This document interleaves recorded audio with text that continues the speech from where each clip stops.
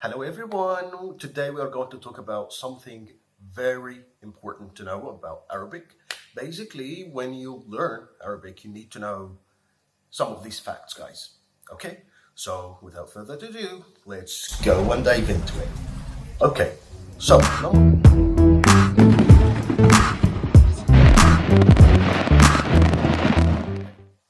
number one, Arabic is different from English, obviously, but how? Number one, the Arabic, the smallest unit in it is the letter itself. So, one letter is a unit. Not like in English, you have the syllable of 2 or 3 letters, but in Arabic, one letter only is a syllable in itself, is a unit in itself, or a phoneme, if you're going to be technical. So, how that would be possible? Arabic basically has 2 ways to make a vowel. The first one is an actual letter, like Aleph, Waw, or Ya, which is A, I, O. 3 main letters.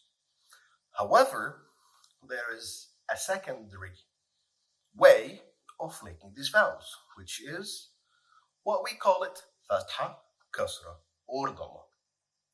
What is the difference between the two? Simply, the Fatha, Kasra, and Dhamma are way shorter in the vowel than the Alif, Waw, or Ya. Okay, that's the first thing. Second, the Arabic is based on what you can call it. In Arabic, it's called ishtiqaq. So basically, you would have a root of the word, which is basically, or most of the time, would be 3 letters or 4 letters, and it's most often relating to or referring to the past tense of a verb. For example, kataba, which means wrote. You can make from that word a lot of other words. How? Basically following some specific formations.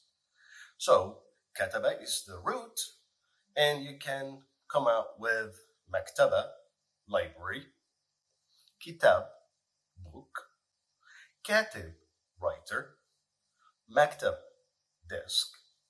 So you see, you can go on with the formation and make a lot of words from just knowing the root or knowing the verb. We can go on later on about it, but this is the basic knowledge that you need to know.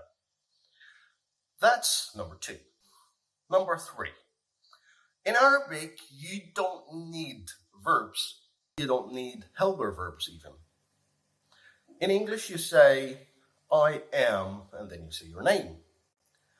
But in Arabic, you don't need the verb to be. You just say, I and your name. But as a system, as a sequence for Arabic, you can use sentences without verbs. Obviously, you can do that in English as well, but I'm just mentioning we have in Arabic something called a nominative sentence. Like, for example, Ahmed, Karim. Ahmed is generous. We don't use verb to be is here in this situation. We just say Ahmed generous. Okay? So guys, this is basically 3 things you need to know before you start learning Arabic. So when you learn it, you know what you're doing. And see you later.